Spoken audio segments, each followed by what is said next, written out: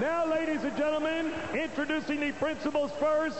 In the blue corner to my right, wearing the blue trunks, weighing 174 pounds. His professional record, 18 victories, 3 defeats, 1 draw, and 7 wins coming by way of knockout. A proud member of New York City's finest, hailing from the big city, New York City. Rated number 3 by the WBA and number 1 by the WBC. The challenger, Tricky Rick Frazierr. His opponent in the red corner, wearing the gold sequin trunks, weighing 175 pounds, with a professional record of 38 victories, 1 defeat, 32 wins coming by way of knockout. The pride of Pensacola, Florida, the WBC and WBA light heavyweight champion of the world, Roy Jones Jr. 12 rounds for the WBC and WBA light heavyweight championship of the world.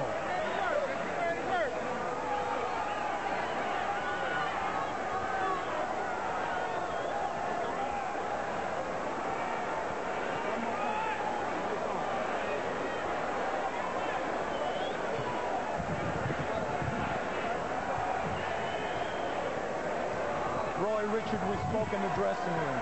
I'm confident that you know exactly what I expect of you. Gentlemen, I will control this fight. This will be a clean fight. Protect yourself at all times. Obey my commands at all times. Any questions? Touch gloves. May the best man win. This small 16 3/4 foot ring did not affect the earlier fight. It could affect this fight if Frazierr intends to do a lot of running. Perhaps it signals the fact that Roy Jones, having had to train through the holidays, doesn't want to have a long fight. Well, again, this ring does not meet with the regulation size. According to the WBC, the minimum is supposed to be 18 feet. Yeah, but they make up the rules as they go along. You know that.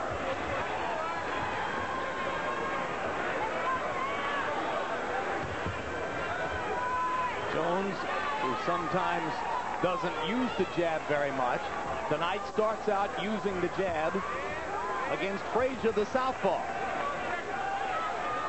And as usual, Roy defies convention because a lot of fighters don't try to jab against southpaws. They lead with the straight right hand instead. Well, one thing that he is doing that I agree with that he wasn't doing the other times he fought southpaws is he's moving to his left most of the time. Now he just went to the right. What's the advantage of moving to your left against the southpaw? Then that sets up your left hook to the body and head. And with that, then you can also nail him with a straight right hand. The other way, you're walking right into him. Let's go, break clean. Break clean, step back. You want to see the opposite example? Go back and look at your tape of De La Hoya Whitaker and watch Oscar move to his right all night long against the southpaw, therefore nullifying his own left hook. Absolutely. Well, so far, Frazierr is living up to your analysis. No offense, all defense.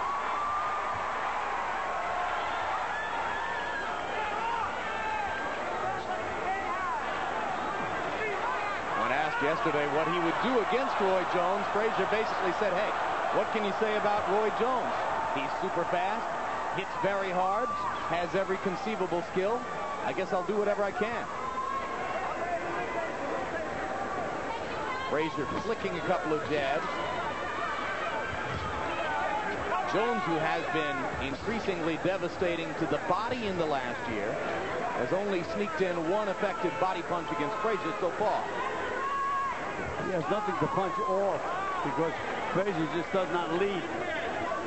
His first move is always defensively. Makes it very, very difficult for Jones. Not that he can't win rounds easily, but for him to nail him with a big punch.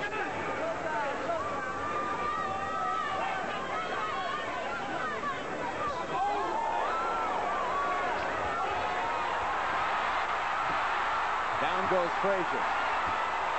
Was that a punch? He's complaining that he slipped. Looked like a fall to me. It looked to me like he went in the water. Well, I suspect there's no boxing announcer alive who wouldn't have looked for the earliest opportunity to say, down goes Frazier. And there it was.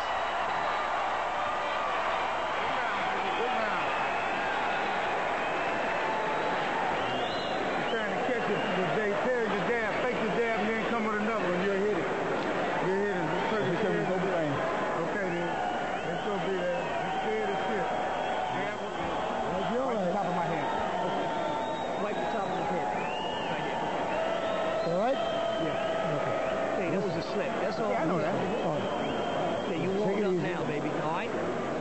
Some water. Here you go. Take an overhead look of this knockdown. You see the cushion with the advertisement on the side of the ring, just outside of the ropes. He stepped on that and slipped. There was a light tap to the top of the head that might have helped the slip. He was completely off balance. He was. So even though Pepsi 1 has only 1 calorie, it was heavy enough to knock over Richard Frazier. And give you an opportunity to pay homage to Howard Cosell's call in the George Well, Foreman it wasn't fight. exactly the thunder of Jamaica. It wasn't Foreman lifting Frazier off the canvas with his uppercuts. But it was the best we could do for the moment. And now the advertisement has been removed from the far side of the canvas. Well, no matter how small the ring is, Frazier is finding a way to make it look bigger. And Jones switches to southpaw and nails Frazier with a right hook. And leads with the left out of the southpaw stance. Frazier still will not punch back. That will walk right through him. I suspect that Jones is switching to southpaw because he believes that'll give him a better punching angle against the southpaw Frazier. Well, he's switching to southpaw because he doesn't respect Frazier's arsenal at all. You can see Frazier, when he gets hit, he doesn't punch back. If he blocks a punch, he doesn't punch back. Will it be appropriate for the referee to step in and say, Ricky Frazier, you're here to fight. If you don't throw punches, I'm going to penalize you and maybe even stop the fight? Well, again, Larry, many years ago, the most effective thing the referee could do is walk over to the corner and say, unless you start fighting, I'm going to disqualify you and you're not going to get paid. They hear that word paid, and somehow it wakes them up a little bit. Gets their attention. We mentioned that Jones is fighting a third consecutive southpaw tonight. Lou DeVal in the summer. Otis Grant in November up at Foxwoods.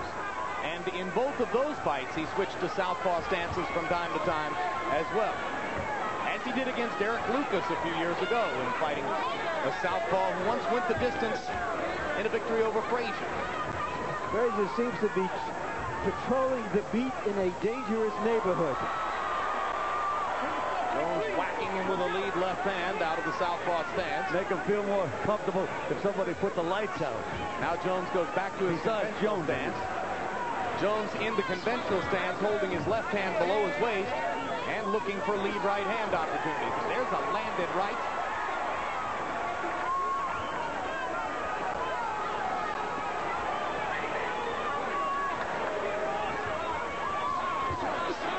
If we had a 20-foot ring, this could be truly dreadful.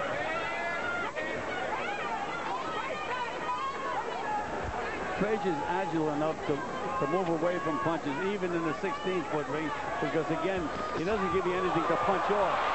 Left hook stunned Frazier. Little right hand tap knocked him down. And hello, Chris Green is not written on the bottom of Frazier's shoes. And that's the end. Armando Garcia decides that that's a good moment for stopping the fight. Well, this is an early stoppage state, as we saw in our last doubleheader here a few weeks ago. In those circumstances, we questioned whether the fight should have been stopped. In this circumstance, I have to applaud the referee because it only could have gotten uglier. And uglier, and uglier. What about the stoppage, Harold? Jim, you know something? If you're in a down position, you're in a down position. Rick Frazier's whole body was off that canvas. The only thing that was on the canvas when Armando Garcia got denied was the soles of his shoes. He's not in a down position. Armando Garcia should have cleaned the gloves off, and if he was going to let it go, but not count the 10. You don't count 10 with a guy in an up position. You count 10 when a guy's in a down position. When something is touching the canvas other than the soles of his shoes. I'm not sure the 10 count had anything to do with the stoppage of the fight. I think he was just sort of... Just stopped the fight. That's the way I see it. Filling out the count, yeah. Yes, but he counted him out. No, we don't. Let's see. I think he let him get up and then he stopped the fight. That's just a technicality, Harold. This was a fight. 9 seconds of the second round. The winner by technical knockout, and still the WBC and WBA light heavyweight champion of the world, Roy